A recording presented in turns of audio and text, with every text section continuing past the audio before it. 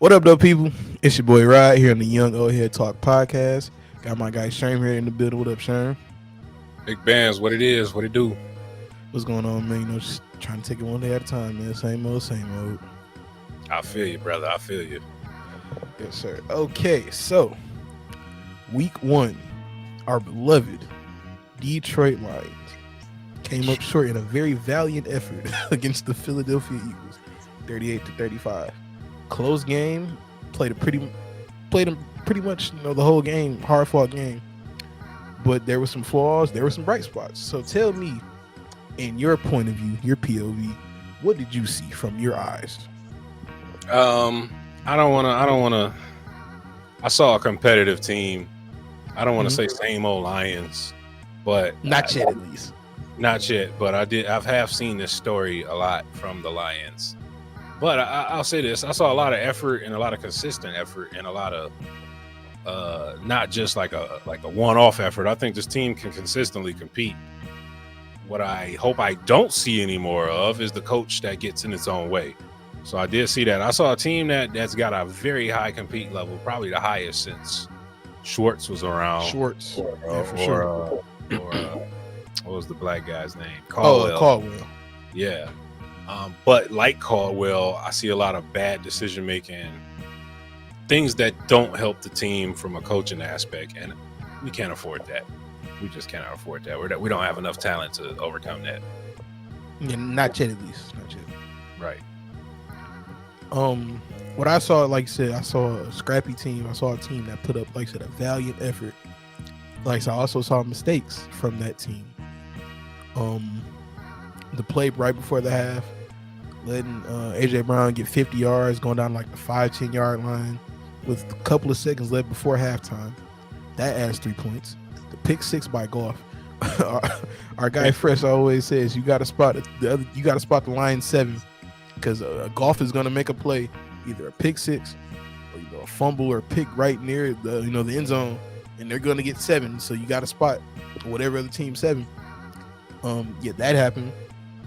Third down conversion at the end of the game where you had him hemmed in right behind the line, and if you stop him there, I think we didn't have any more timeouts, but it's still like a minute 30 left or something like that. Or no, it was like 2 minutes left because it was 2-minute warning right after that. Yeah, that was a clincher, that first down. So yeah, but you stop him right there, you get the ball back. 2 minutes. Well, the minute 30 left, no timeout, somewhere around the 20-yard line. You can make something happen. You can make something happen, right? The drops, not even so much specifically Josh Reynolds in that major drop, which could have been a touchdown. DJ Chark had a couple of drops. St. Brown had a drop or two.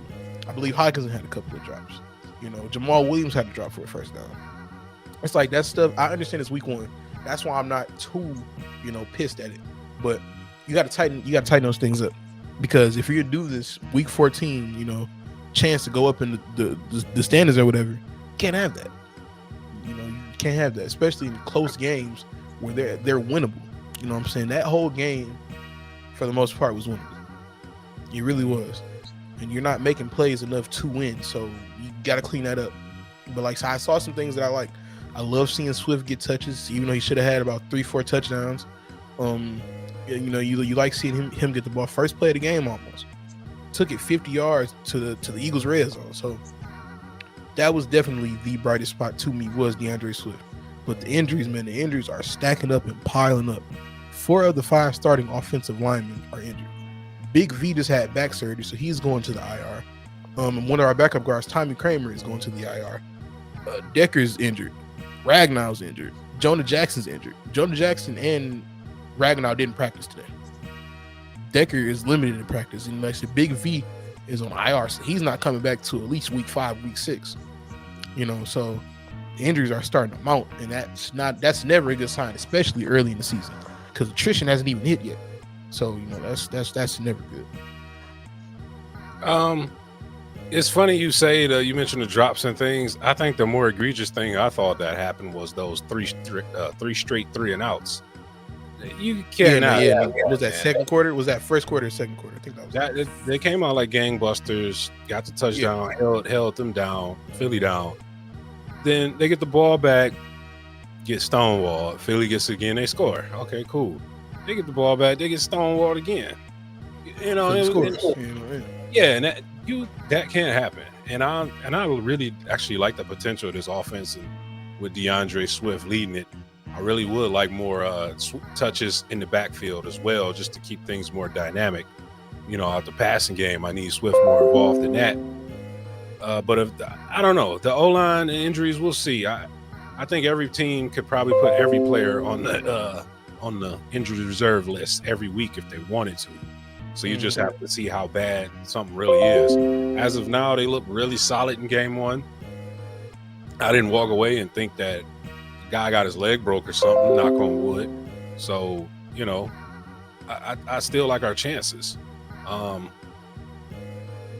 it's going to be like the rest of the season. We're just going to have to do something. We'll see. Game one didn't leave me discouraged totally. I just need the things to clean up, the basic stuff, man. You can't have boneheaded penalties from your captains and stuff like that. It's just not winning football. Yeah, we didn't even touch on Tracy Walker getting ejected. You know, all these late hits. I saw Eagles fans, you know, they were pretty pissed off that, you know, we kept getting these late hits in. And the one time that, you know, they throw a flag, of course, Tracy Walker doesn't react in the best way. Now he is gone for the game.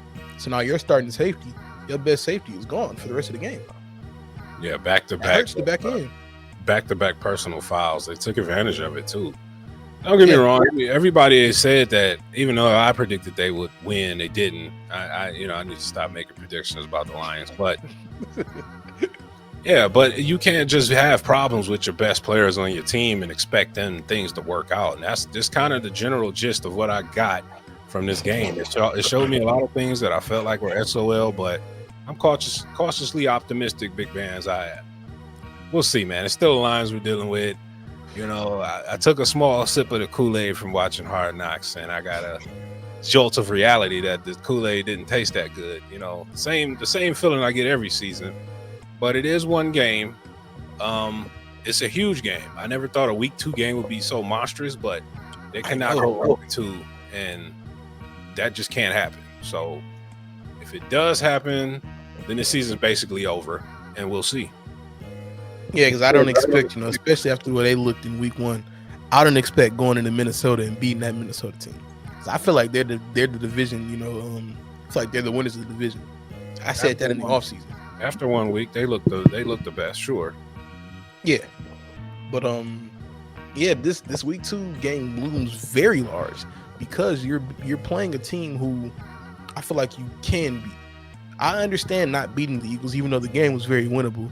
That was a terrible matchup, especially with a guy like Hurts at QB. But it's Carson Wentz.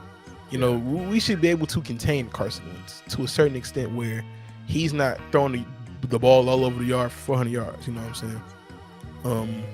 Yeah, we should be able to contain him, like, to a certain extent.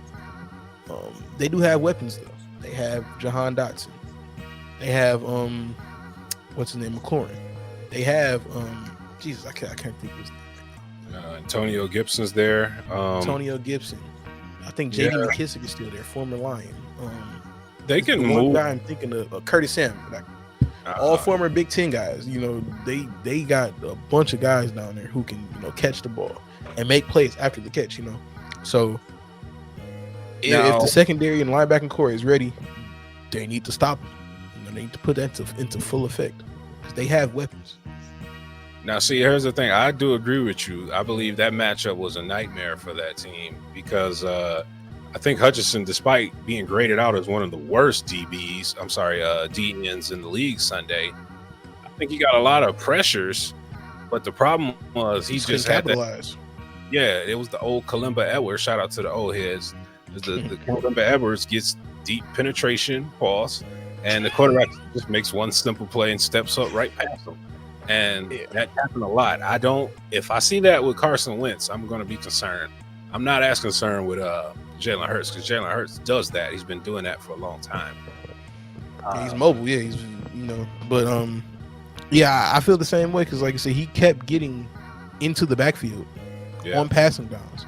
He just couldn't capitalize, you know. Yeah, I appreciate how first game jitters, but I appreciate how Aaron Glenn was running the DEs and stack formations to rush from a hard spot and go what they had to do. To be honest, if you really Putting think four about it, DNs on the field is pretty smart too. yeah, and the Giants stopped the greatest team in NFL history using that technique. Mm-hmm. But Call it like a NASCAR package or something. I like the name. Here's the thing, you can't.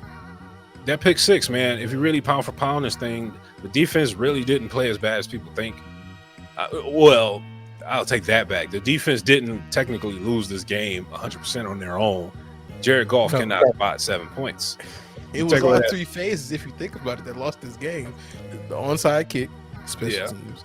The defense kept allowing Hurts to run and toss it to AJ Brown. And they didn't make the crucial stop. And then the offense, them 3 and outs. You take you score twice on those 2 3 and outs. This game isn't close, really. Or not even. You don't even have to score. You got to flip the field. Get into a grudge match. They at least get a field goal. You know what I'm saying? Right. At least do that. Give yourself a chance to get points. Yeah. So again, those little things will lose you a game. We'll see. As far as I understand it, they're favorites against Washington. So we'll see. Yeah. I know you got your big band guarantees and things of that nature, but I'm not touching these guys this week. I will not. Yeah. And it's coming soon, right? Or coming up in a moment. In a moment. You're gonna have to give me some parlays too, because that's where I went wrong. So I'm gonna need some of those off you. But we'll discuss, man. Gotcha.